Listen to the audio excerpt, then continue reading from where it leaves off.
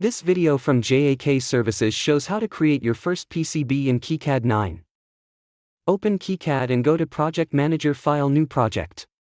Enter a name and choose where to save it, and KiCad will create 3 files in that folder: the project file, .kicad_pro, an empty schematic, .kicad_sch, and an empty PCB layout, .kicad_PCB. By default, KiCad regularly creates backups of your project, and you can adjust these settings in Project Manager Preferences Common Settings. To open the schematics, go to the Project Manager and double-click on the .kicad_sch file. The schematic legend contains project metadata like the title, revision, and date, which is important for documentation and traceability. To edit it, go to File Page Settings and fill in a title, company name, author, version, date, any comments, etc. Then hit the OK button and the legend of your schematics will update accordingly. This circuit provides power and an analog front end to an ESP32 development board. Before placing any components, we need to tell KiCad how different types of electrical connections should be handled. In KiCad, this is done using net classes, which define design rules such as track width and clearance for power nets versus signal nets. But before we define those rules, we first need to decide what trace width our power net actually requires. To do that, we'll use KiCad's built-in calculator tool. You can open it from the main KiCad window by selecting Tools, Calculator Tools, and then choosing track width from the list on the left. For this design, we'll size the power net for a conservative load of 0.5 amperes and assume a standard 1-ounce copper thickness, which corresponds to 35 micrometers. With these inputs, the calculator recommends a minimum external layer trace width of about 5 mils. We'll round this up to 10 mils to provide additional margin. With these values determined, we can now define our net classes.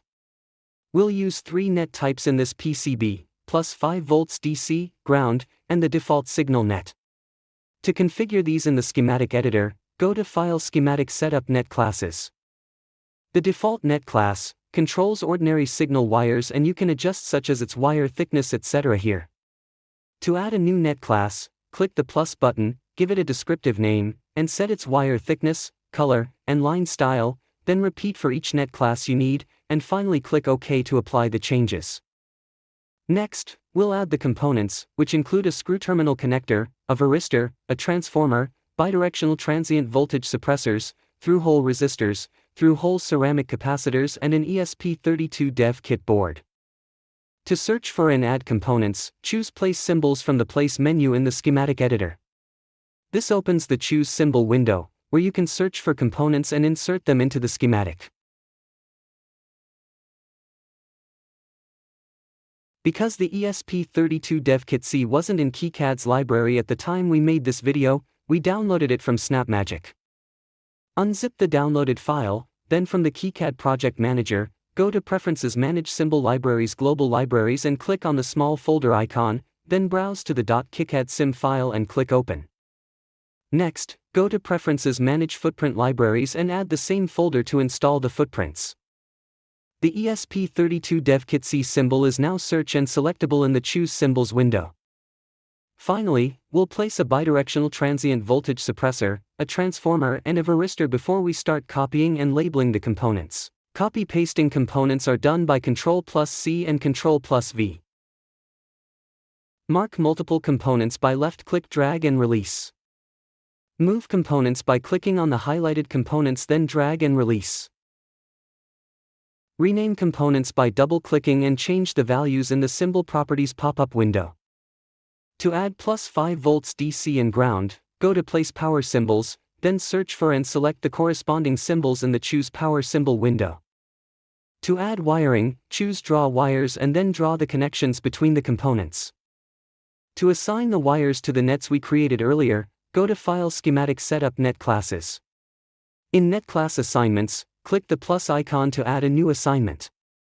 Enter a search pattern, then choose the net class that should apply to all nets matching that pattern, and click OK. As expected, the color and thickness of the power and ground wires update automatically according to their assigned net class values. These settings will also be transferred automatically to the PCB editor. Next, we'll run the Electrical Rules Check, ERC. As expected, all unused pins on the ESP32 dev board generate errors.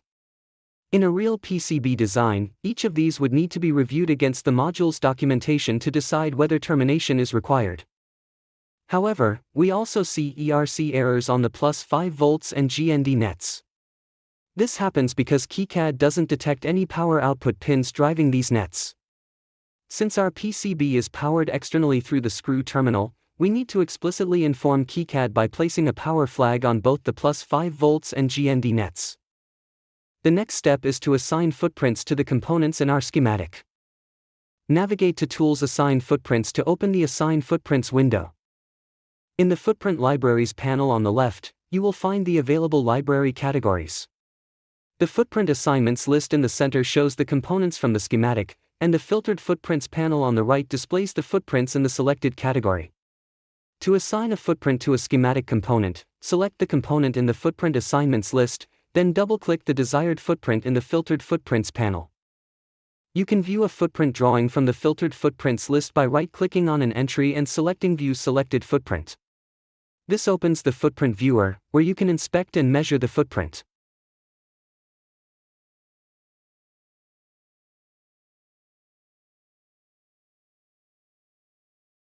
Use the search bar at the top center of the Assign Footprints window to search for a footprint by name. The ESP32 development board symbol we downloaded earlier already includes an associated footprint, which has been automatically assigned by the Assign Footprints editor. However, since a suitable footprint for our transformer could not be found online, we will copy an existing transformer footprint and modify it using the footprint editor. To open the footprint editor, click the Footprint Editor button in the Schematic Editor toolbar or in the project window. Right-click an existing footprint in the Libraries list, select Save As, and then modify the copy.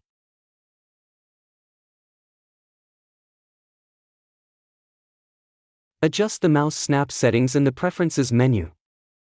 To change a pad and drill hole size, double-click it and change the corresponding value in the pop-up window.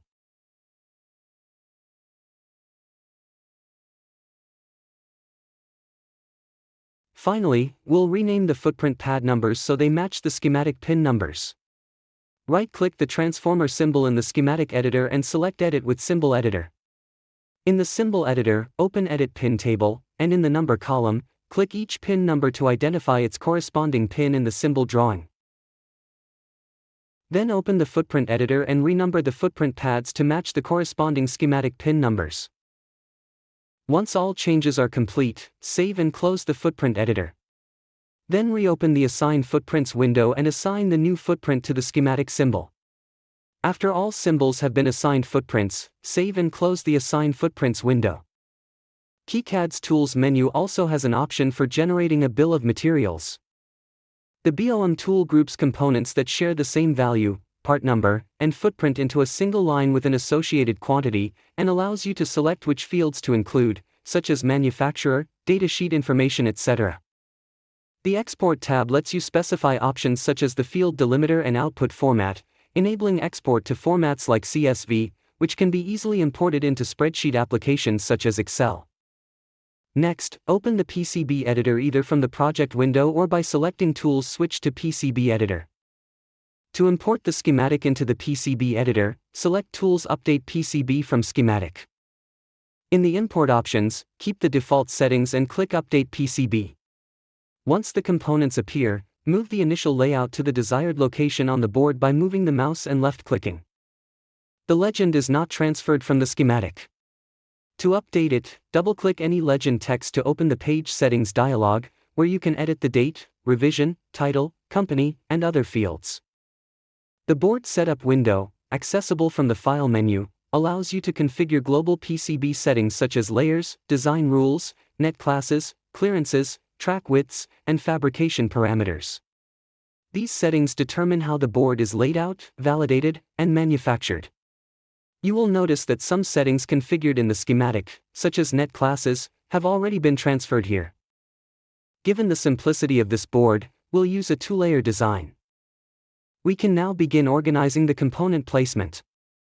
To identify which pads need to be connected, enable the display of all rat's nests from the Net tab in the right-hand appearance panel. For this board, mechanical space constraints do not limit the placement of larger components, so we begin by roughly placing them according to the schematic, positioning the connector at the far end to facilitate integration with the enclosure. Once the initial placement is established, we refine component orientation and then focus on optimizing routing, minimizing path lengths and loop areas, and addressing other EMC considerations, such as positioning the antenna as far as possible from the analog section, etc.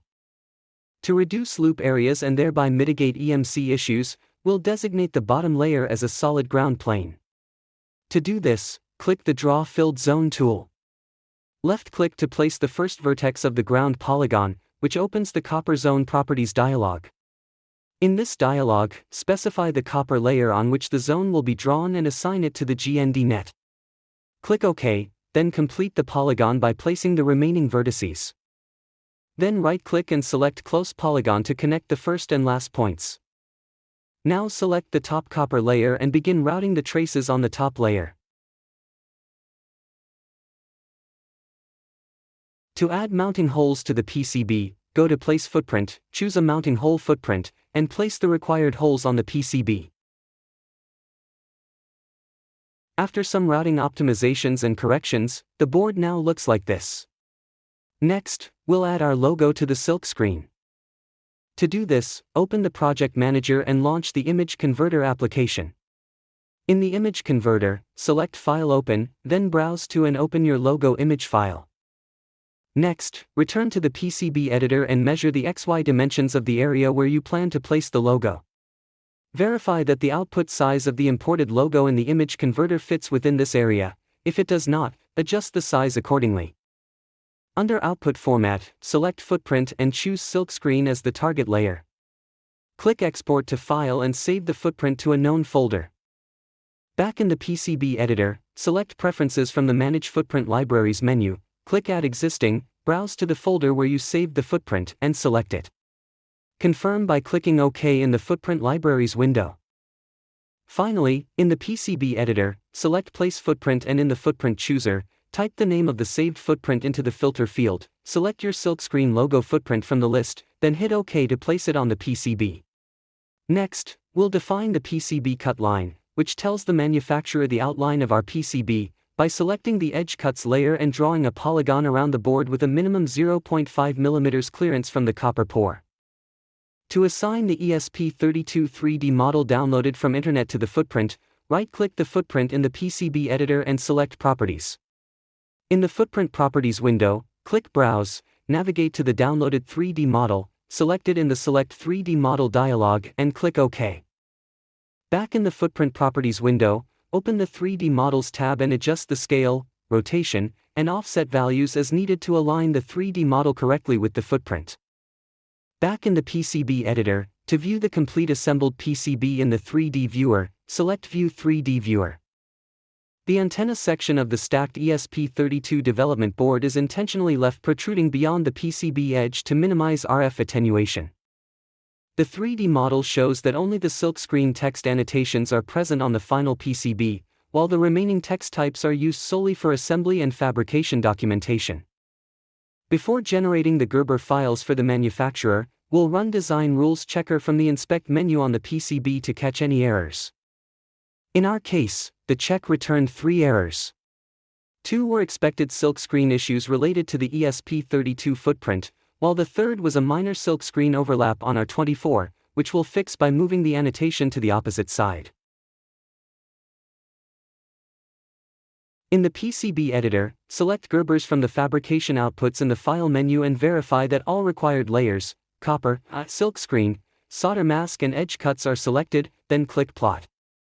When prompted, create a Gerber folder inside the project directory and save the files there, then click Generate Drill Files and save them in the same folder. These Gerber and drill files are sent to the PCB manufacturer.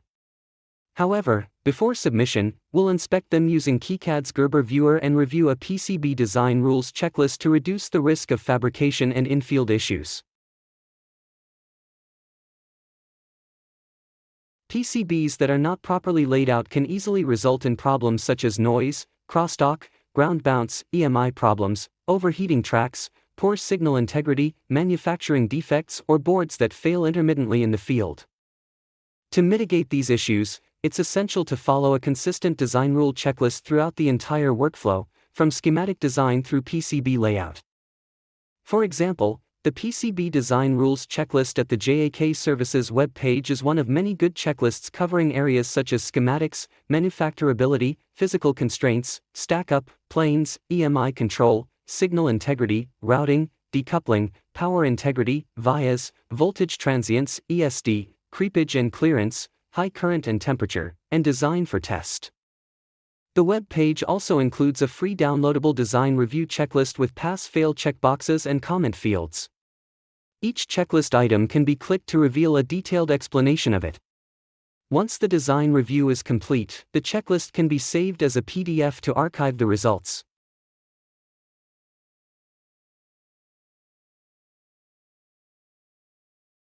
Together, these tools support the full workflow, creating the schematic, assigning footprints, designing the PCB, generating manufacturing files, and verifying the design for production.